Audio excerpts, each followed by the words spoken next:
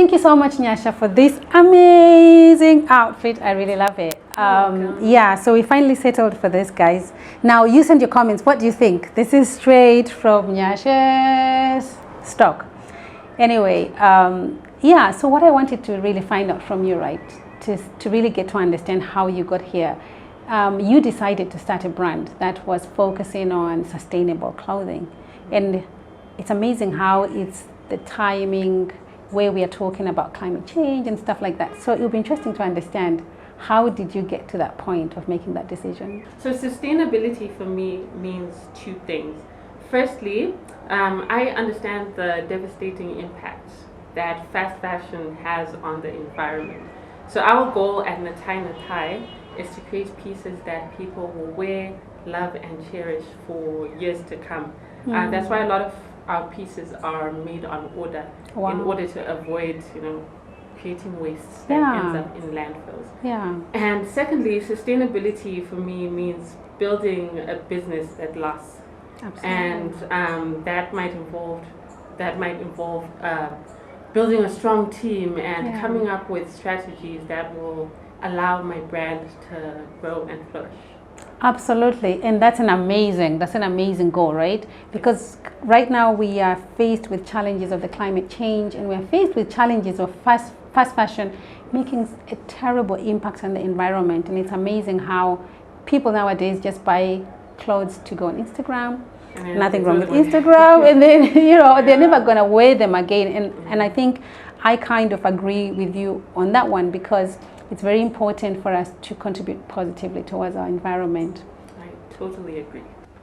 So there's been a talk in recent years in the decline of the middle class in Africa, and in specific to Zimbabwe. I remember I grew up in Kadoma, by the way, Remoka Kadoma, and David Whited and Spinners were the key companies who were producing amazing products, which were cotton-based. So that was your fabric, your wool, your madoiri shinda. I used to do a lot of, I grew up doing that, and I can still do it today.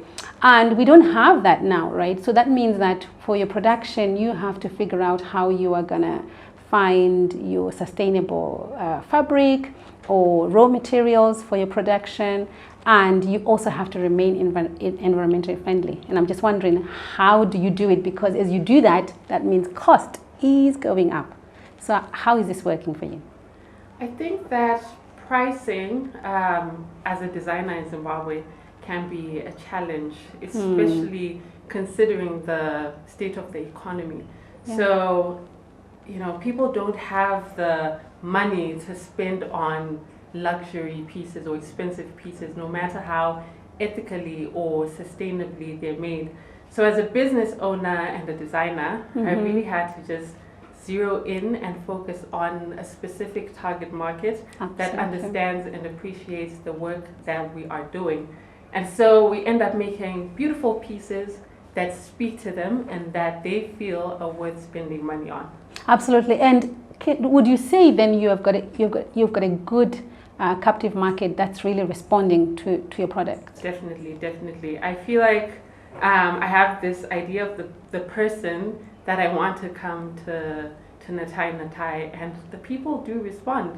That's absolutely amazing. And they end up becoming return clients, and then they refer other people. So I think it's going very well. Yeah, and I think referring to the fabric, right? So because I was looking at this top, right? It's a top that I can wear today, and I can hang it in my wardrobe, and if there is another function, I'm probably going to wear this so many times because of the quality, the feel. It's not something that I'm just gonna wear once and throw away. No, I don't believe in that. And I think that's how we need to start planting these seeds of the importance of understanding what we have, preserving, using what we have, and using it wisely. And then I think in the long term, the money adds up, I think, from where I sit. Right? Yes, it really does.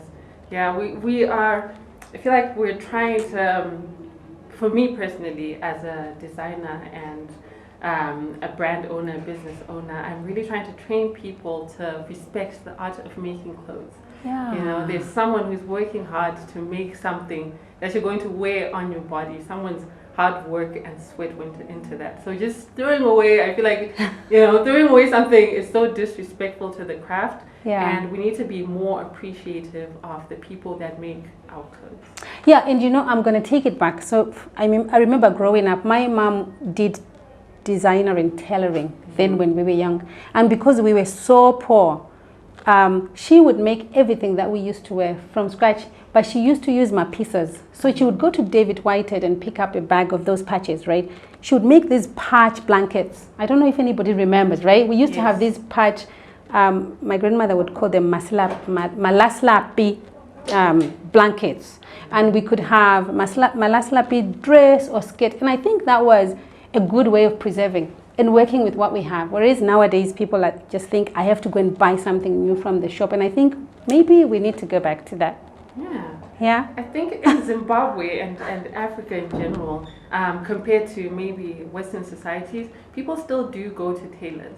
Yeah. So I think, yes, now we have fast fashion coming in and people are hopping onto this fast fashion trend. But I do feel as if, you know, a lot of people have this same story as you. Yeah. Going to tailors or, yeah. And an example of that, you mentioned scraps. All the scraps from our clothes, all the scraps that we have, we don't throw away. Wow. Yes.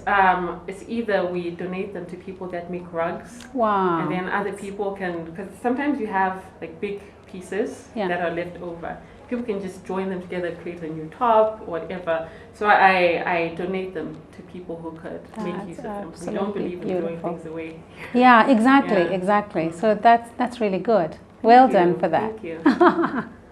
Yeah, so Nyasha, you started nATAI when your son was only 6 months old, and you've mentioned in a couple of interviews that you don't hesitate to ask for help. So has this always been the case, or has experience of motherhood impacted your overall outlook on getting assistance when you need it? I think for me, motherhood plays a huge part in my role as an entrepreneur, as a designer. Because nATAI was actually named after my mother. Wow. She's a huge inspiration to my work. When I was younger, she actually used to work in the building opposite this one. Really? As a tailor. So she'd take me to work with her sometimes. So she was the first introduction that I had to fashion. Really? So this is kind of like a continuation of what she started, but just taking it to the next level.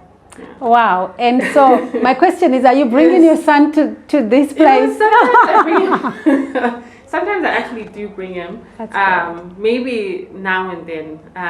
But yes, I launched nATAI when my son was 6 months old. Because I remember just thinking, oh my goodness, there's a human that is depending on me. There's someone who is looking up to me and depending on me for survival. So I have to go out there and work. So from that day, I have shown up every day. And I put in the work because I just need to make sure that my family is comfortable.